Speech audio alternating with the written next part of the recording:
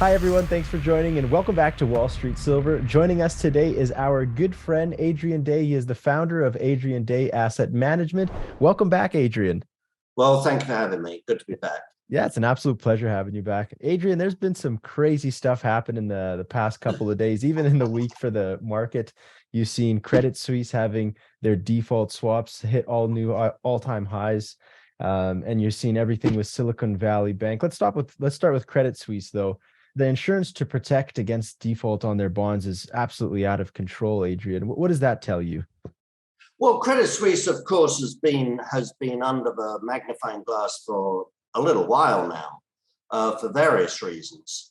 So it's been an institution that a lot of people have been cautious of for a while. And when something like the Silicon Valley Bank happens, it just makes people look at institutions that they're nervous about anyway, and demand more, as you say, the cost of insurance those swaps, cost of insuring the swaps has gone up. It just makes people more nervous about it. Yeah. What do you think is going to happen next? Like the Fed is absolutely trapped now. They have to fight inflation, and at the same time, you see these banks blowing up. What is Powell going to do? He's absolutely trapped. What do you think, Adrian? Well, they are trapped, but again, I never want to make it sound as though I'm too sympathetic, because this is a trap of their own making. They created this mess. They've created this mess, over the last 30 years, really, and particularly over the last 15 years, but really over the last 30 years since Greenspan bailed out long-term capital and introduced the Fed put. So yeah, they really have a dilemma at this point. And as they say, I'm not sure if it's true, but if you're in the countryside in Ireland and you ask a farmer how to get to Cork, he'll say, wouldn't start from here. Well, here is where we are. So they are in a dilemma. And of course, the CPI print that we had yesterday, or was it today? I don't know. Gosh, everything's so compressed, I read something this morning at 7 o'clock this morning. The headline was, "Is it really only Tuesday?" Yeah, that's what I thought when I woke up today too. Yeah, but the last CPI numbers, which obviously everybody knows were up 6% year on year, but what was it, 0.4% month on month? So both of those, up. That makes it more difficult for the Fed. So that makes it more difficult, I think, for the Fed to pause at this point. If Powell for the last couple of months, which I was wondering myself, why doesn't he do this? Why doesn't he keeps emphasizing that monetary policy has long and permanent lags? We know that, a lot long and variable lags. And we can talk about that in a minute if you want, because I think it's important. But even Powell has talked about the lags in the effect of monetary policy. If he had simply said, at some point we're going to pause to give the economy time to absorb what we've already done, they could have paused without it seeming like they were backing away. I think, frankly, at this point, particularly with the CPI, they can't pause. They have to increase rates, or it will look as though they have abandoned the fight against inflation, in my view. You said something a little bit earlier about the lag and why that's important. Why is that important, Adrian? Well, it's important, obviously, because monetary policy, tightening or loosening for that matter, works with lags, and it affects different parts of the economy at different times. So, the interest rate sensitive parts of the economy, such as automobiles and particularly housing, they are affected immediately by changes in interest rates. We know that. And we've seen that in the housing market. We've seen that in the automobile market, including the used automobile market. But there are other parts of the economy where the increase in interest rates takes a while before it has a real effect. Consumer spending would be one, employment would be another. companies, and we've had low interest rates for so long, excessively easy money for so long, but most corporations have refinanced their debt to the point where they don't have a lot of floating rate debt anymore, and they've extended the terms, they've termed out their debt. So an increase in interest rates doesn't affect most of the S&P 500 or the Dow Industrials, doesn't really affect them for a year or two until the debt that they issued, 2 or 3 years ago comes up for renewal. And so there's a lot. So there's a lot of damage to the economy that's already built in, but isn't evidenced yet. And I don't know if we talked about this last time, Ivan, excuse me if I'm repeating, but a good example is the consumer. Last year, consumer spending went up a little bit, and that was used by what I'll call the apologists of the strong economy argument. It caused them to say, look, the economy's strong because not only is the unemployment rate so low, and we can talk about unemployment if you want, but not only is the unemployment rate so low, but consumer spending went up. So the consumer's in really good shape. Now, that's nonsense, of course, because if prices went up 8 to 10%, then consumer spending for the consumer to stay where he is should have gone up 8 to 10%, which exactly. It did. That's the first point. The second point, of course, is that when you look at consumer spending, you also have to look at savings. So savings were being depleted. The savings that built up during the COVID lockdowns were being depleted. People were even taking money, emergency loans from their 401s. Vanguard, which is the largest custodian of 401s, said it was a record emergency withdrawals from 401ks. Wow. That is not a good sign. That is not a sign of a healthy economy, a healthy consumer.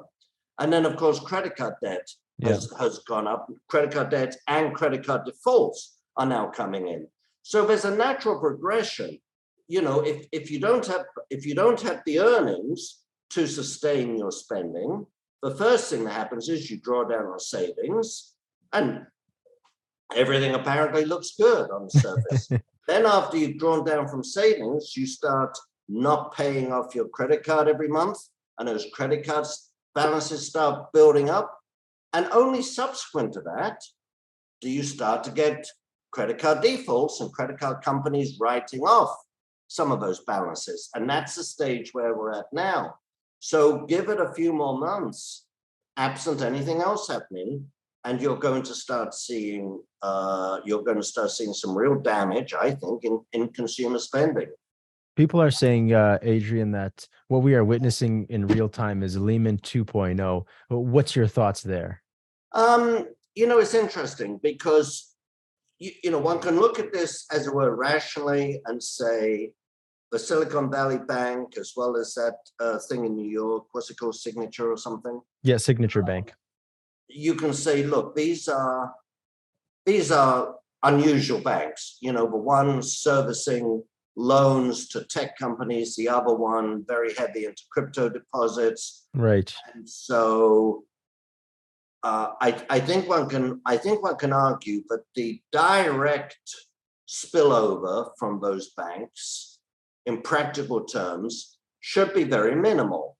It's not like Bear Stearns, which people have loaned money to Bear Stearns, or had lines of credit with Bear Stearns, and Bear Stearns couldn't pay them back. So if Bear Stearns hadn't been, if Bear Stearns had gone under, then there would have been a domino effect in practical terms. So I don't think that's the case here. I hope I'm expressing myself clearly enough. Yeah, you are. I don't think that's the case here. But having said that, these things have very important psychological impact on, again, Credit Suisse. There's really no reason why Credit Suisse insurance on default loans should have gone up because some tech company in some tech bank in Silicon Valley went under. There's no direct relationship. As far as I know, Credit Suisse hadn't lent money to Silicon Bank. but there's a very important psychological impact. And we saw that with a lot of, yesterday we saw that with a lot of the regional banks. I mean, in the US, some of the regional banks are actually some of the most solid banks around. They tend to have much better, credit quality on their debt. They have better balance between deposits and loans. They tend to be much more solid banks as a rule. But of course, they also tend to be smaller. And so that just freaks people out when something like Silicon Valley happens. Mm-hmm. Where do you see gold in the next 2 to 3 months with all these, everything that's happening in the chaos in the markets, with the Fed being trapped, with Silicon Valley Bank being shut down by regulators? What happens to gold in your view in the next 2-3 months? Even silver. Yeah, even silver. Yeah, you have to put silver in there. Even silver. Yeah. So first of all, on a fundamental basis, looking ahead 6 months, a year, 2 years, extremely bullish on gold and silver. I think the setup, the fundamental setup is very, very strong. And there's no question in my mind that both of the metals have already bottomed, in October, November. Mm-hmm. So the setup is very, very strong. But as we all know, they tend to be volatile and they're not going to go up in a straight line. I think we have the risk.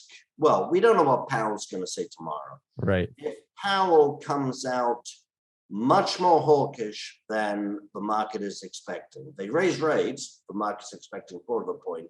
But if his narrative, if the Fed's narrative and his press conference just emphasizes the fight against inflation isn't over yet, etc., then I think you could see gold and silver pull back a little bit more, because let's face it, they did have good run-ups in January, early February. They had a good run-up. But that's just in the short term. And again, as I've said before on this show, but I've also said other places, it's not a matter of what the level of interest of the level of inflation is. It's not a matter of what the level or even the direction of interest rates is. Yeah. What is it then? It's a matter of, are interest rates high enough and moving high enough to get ahead of inflation? And right now they're not. And what CPI is 6% or something, and the Fed funds rate is 4.5%. So it's a 33% deficit there. You've got to get above. Now, no economist that I know of, maybe Paul Krugman, but no respectable economist disagrees with that. To kill inflation, you've got to get interest rates above inflation. Now, there might be a dispute: is inflation going to come down? After you do that, blah blah blah.